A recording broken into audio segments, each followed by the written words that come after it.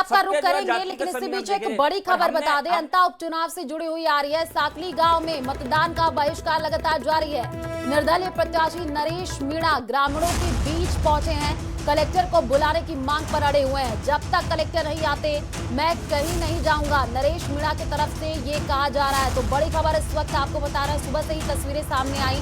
साकली गांव में मतदान का बहिष्कार किया गया, वो अभी भी लगातार जारी है। निर्दलीय प्रत्याशी नरेश मीणा ग्रामीणों के बीच पहुंच चुके हैं, कलेक्टर को बुलाने की मांग पर अड़े हुए हैं। जब तक कलेक्टर नहीं आते मैं कहीं नहीं जाऊंगा, ये कहा गया है नरेश मीणा की तरफ से। तो बड़ी खबर इस वक्त आपको बता रहे हैं, क्योंकि एक तरफ देखिए जहां पर लोग पहुंच रहे हैं मतदान करने के लिए, लेकिन वहीं पर साकली गांव के जो लोग हैं उनमें अब नाराजगी देखने को मिल रही है। कई तरीके के उन्होंने मुद्दे उठाए हैं कि सड़क का विकास नहीं किया जा रहा है, गांव में बिजली की सप्लाई नहीं है, और इसी को लेकर के नाराजगी है। साकली गांव में मतदान का बहिष्कार किया जा रहा है। निर्दलीय प्रत्याशी नरेश मीणा ग्रामीणों के बीच पहुंच चुके हैं, कलेक्टर को बुलाने की मांग पर वो अड़े हुए हैं। उन्होंने साफ तौर पर यह कह दिया है कि जब तक कलेक्टर यहां पर नहीं आते मैं कहीं नहीं जाऊंगा। बड़ी खबर इस वक्त आपको बता रहे हैं, तस्वीरें न्यूज़ 18 राजस्थान पर आपको एक्सक्लूसिव दिखा रहे हैं। आप देखिए किस तरीके से वहां पर भीड़ इकट्ठा हो गई है, और ये साकली गांव के लोग हैं जिन्होंने मतदान का बहिष्कार कर दिया है। ये मतदान करने के लिए नहीं जा रहे हैं। लोगों में नाराजगी देखने को मिल रही है। सड़कों के खस्ताहाल जो व्यवस्थाएं हैं वो आप भी देखिए तस्वीरों में भी, इससे पहले हमने आपको कई बार दिखाया भी है। और फिलहाल आप देखिए ये गांव के लोग किस तरीके से वहां पर बैठे हुए नजर आ रहे हैं। और जो निर्दलीय प्रत्याशी हैं नरेश मीणा, वो ग्रामीणों के बीच पहुंचे हैं, उनसे बातचीत कर रहे हैं और कलेक्टर को बुलाने की मांग पर अड़े हुए हैं। जब तक कलेक्टर नहीं आते मैं कहीं नहीं जाऊंगा, नरेश मीणा की तरफ से ये कहा गया है।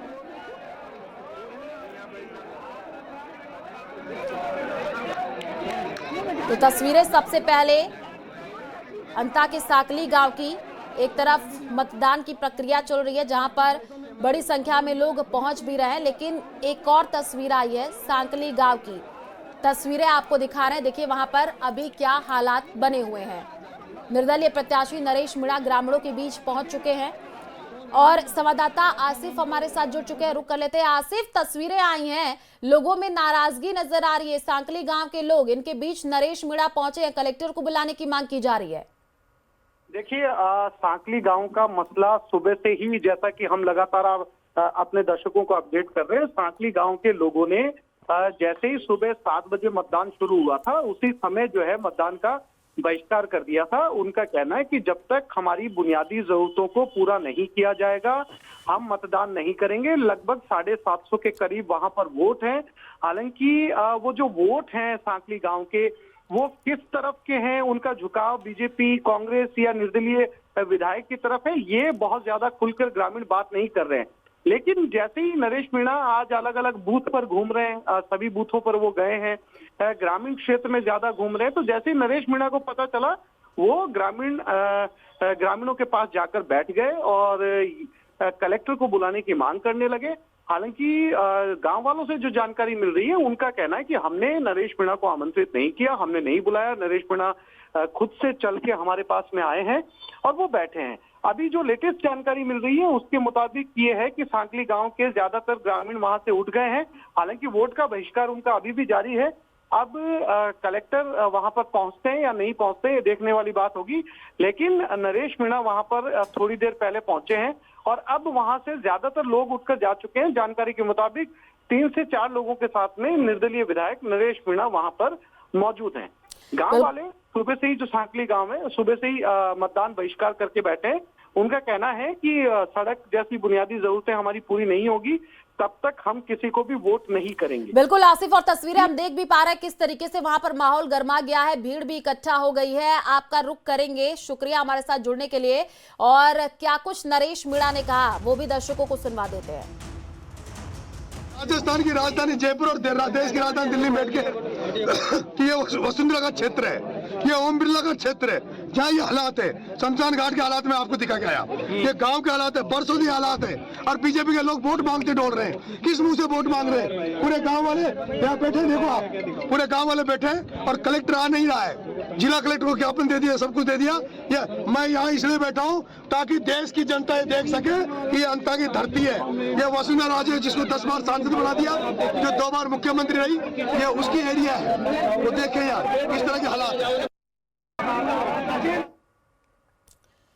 तो किस तरीके के वहां के हालात हैं वो तस्वीरों से आप देखिए भी किस तरीके से वहां पर लोग इकट्ठा हो गए हैं। और संवाददाता आसिफ हमारे साथ जुड़े हुए हैं। आसिफ, अभी हमने नरेश मीणा को सुना, उन्होंने कहा कि इस क्षेत्र में कोई विकास का काम नहीं किया गया है। तो आसिफ, आपका रुख करेंगे, लेकिन फिलहाल तस्वीरें आप देखिए वहां पर क्या हालात बने हुए हैं। सांकली गांव की तस्वीरें, सुबह से ही इस गांव के लोगों ने मतदान बहिष्कार का ऐलान किया। सुबह से ही वो नहीं जा रहे, वहां पर कुछ अधिकारी पहुंचे थे, बातचीत का दौर लगातार चला, लेकिन अभी भी आप देखिए वहां पर क्या तस्वीरें हैं। अभी भी लोगों में नाराजगी साफ तौर पर नजर आ रही है।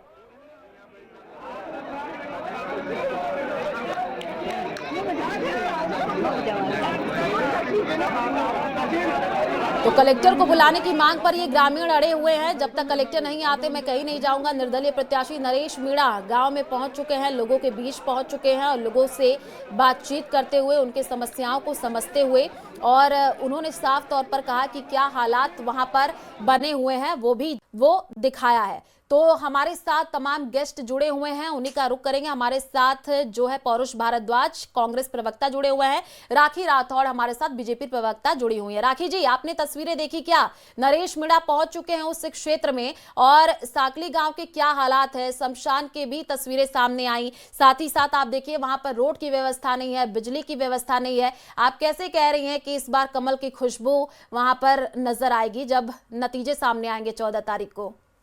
देखिए, विकास एक सतत प्रक्रिया है। जो बातें बताई वहाँ के गांव के लोगों ने और जो कमियां हैं, हम इस बात को कभी क्लेम नहीं करते हैं कि हम लोग जो काम हमने वादे किए थे वो कंप्लीट हो गए हैं, लेकिन जो वादे हम लोगों ने किए थे उनको पूरा करने का अभी हमारे पास समय है। समय रहते हुए वहां का डेवलपमेंट होगा और निश्चित तौर पर वहां की जनता जानती है कि भारतीय जनता पार्टी का कैंडिडेट आएगा तभी ये डेवलपमेंट हो पाएगा। क्योंकि 2 साल पहले जिस कैंडिडेट को रिजेक्ट किया था, अब 2 साल बाद उसको सिलेक्ट कर लेंगे, इस बात की कोई गारंटी है नहीं। क्योंकि पिछली बार जो कैंडिडेट कैबिनेट मंत्री के पद तक रहा कांग्रेस सरकार में, उसने वहां पे कोई डेवलपमेंट नहीं कराया, बाहर का मंत्री रहा, और उसके भ्रष्टाचार के बारे में जिस तरह की बातें रही, जिस तरह से वहां के लोगों ने और इन्हीं के जो नेता भरत सिंह कुंदनपुर लगातार उनके भ्रष्टाचार की बातें जो है लेकर के आते रहे सामने, और इसलिए जनता जो है किसी भ्रष्टाचारी का चयन नहीं करेगी, वो एक स्थानीय कार्यकर्ता का चयन करेगी जो कि स्थानीय मुद्दों को जानता और उनके डेवलपमेंट में काम कर सके। नरेश मीणा जी की जहां तक बातें देखी, इससे पहले भी वो छबड़ा में भी आए, उसके बाद देवली उनियारा में भी आए, हर बार वहां पे भारतीय जनता पार्टी के कैंडिडेट की जीत हुई, और मुझे लगता है कि अब की बार फिर नरेश मीणा जी के इन्वॉल्वमेंट के साथ में भारतीय जनता पार्टी अपनी जीत की हैट्रिक वहां पर बनाएगी। अभी मेरे साथी प्रवक्ता ये कह रहे थे कि हमें टाइम लगा डिसाइड करने में कैंडिडेट। देखिए, कैंडिडेट को डिसाइड करने में वही टाइम लगता है जहां पे जीत सुनिश्चित होती है, जहां पे मालूम है कि हारने ही वाला कैंडिडेट हो, किसी को भी खड़ा कर दो, कोई फर्क नहीं पड़ रहा, क्योंकि उसको लगातार पब्लिक ने पिछली बार भी रिजेक्ट किया और इस बार भी देखिएगा कि वो रिजेक्शन होगा, क्योंकि वो बाहर के व्यक्ति हैं, उनको लोकल लोगों से कोई मतलब नहीं है। अगर अच्छा काम किया होता तो 2023 में भी जो है वो वहां की जनता उनको सपोर्ट करती, सपोर्ट नहीं किया। और जिस तरह की कांग्रेस पार्टी में सिर्फ टॉगल रही, देखिए सबसे पहले अगर लोग चाहते हैं तो वो स्टेबल गवर्नमेंट चाहते हैं, और स्टेबल गवर्नमेंट सिर्फ और सिर्फ भारतीय जनता पार्टी दे सकती है। हमने 5 साल कांग्रेस की सरकार में देखा, कब गई सरकार, कभी इनके जो उप मुख्यमंत्री हैं वो नाराज होकर मानेसर चले जाते हैं, आपस में जिस ठीक है, एक प्रतिक्रिया ले लेते हैं पौरुष भारद्वाज जी से। राखी जी, पौरुष जी, तस्वीरें आपने भी देखी होंगी जो अभी सांकली गांव की आई है, क्योंकि सुबह से ही वहां पर जो गांव वाले हैं वो मतदान करने के लिए नहीं पहुंच रहे हैं, नाराजगी साफ तौर पर देखी जा रही है। नरेश मीणा निर्दलीय प्रत्याशी वहां पर पहुंचे हैं, लोगों से बातचीत कर रहे हैं। आपके यहाँ से कोई वहां पर पहुंचा है बातचीत करने के लिए? कोई जाएगा उनको मनाने के लिए? देखिए, निश्चित तौर पे वहाँ पे स्थानीय संगठन जो है उस तक सूचना पहुंचेगी, भी चुनाव चल रहा है, वहाँ पे पहुंचेंगे जरूर। और देखिए, मैं भारतीय जनता पार्टी के प्रवक्ता की बात का जवाब देना चाहूंगा। ये कह रहे थे कि साहब जनता ने पिछली बार हमारे प्रत्याशी को रिजेक्ट कर दिया, तो मैं इनसे पूछना चाहूंगा कि अगर हमारे प्रत्याशी को रिजेक्ट किया तो कितने से वोटों से किया? 5,500 वोटों से किया ना राखी जी। और उससे पहले भी एक बार हमारे प्रत्याशी चुनाव आ रहे थे, कितने से वोटों से चुनाव आ रहे थे? मात्र 3300 वोटों से। और आपके प्रत्याशी रघुवीर सिंह जी कौशल, जो आपके माननीय प्रदेश अध्यक्ष भी रहे हुए हैं, वो कितने वोटों से चुनाव आते हैं? 30,000 वोटों से। उसके बाद में आपके प्रभुलाल सैनी जी जो है वो पिछले से पिछला चुनाव कितने हजार वोटों से हारते हैं? 34,000 से। यानी प्रमोद जैन भाया जब हारते हैं, जब 3,000 से 5,000 से हारते हैं, और भारतीय जनता पार्टी वहां पे झूठे वादों के दम पे जाकर के हमारे प्रत्याशी को कुछ वोटों से हरा तो देती है, परंतु बाद बाद में वहां की जनता को वही सीन देखने पड़ते हैं कि जो अभी हम आपकी टीवी स्क्रीन पे देख रहे हैं। जैसे अभी हमने देखा कि जनता जो है आक्रोश व्यक्त करी है, ये तो बढ़िया है कि भारतीय जनता पार्टी के वजह से भारतीय जनता पार्टी ने एक गलत व्यक्ति को टिकट दिया, अपराधी को टिकट दिया, कोर्ट ने उसको अयोग्य घोषित कराया और आज जनता को अपना बदला चुकाने का समय वापस आ गया है। भारतीय जनता पार्टी ने 2023 में जो वहां की जनता से झूठे वादे करे, जो सब्जेबाज ठीक है पौरुष जी, देखिए आरोप प्रत्यारोप का दौर तो लगातार जारी रहेगा। अब 14 तारीख को जब नतीजे सामने आएंगे तभी तस्वीर साफ भी हो पाएगी। आप तीनों का हमारे साथ जुड़ने के लिए बहुत बहुत शुक्रिया। और चलिए रुक करते हैं, इसी बीच एक और बड़ी खबर सामने आ रही है। दिल्ली ब्लास्ट से जुड़ी हुई खबर दर्शकों तक पहुंचाएंगे, लेकिन यहां पर रुकते हैं ब्रेक के लिए।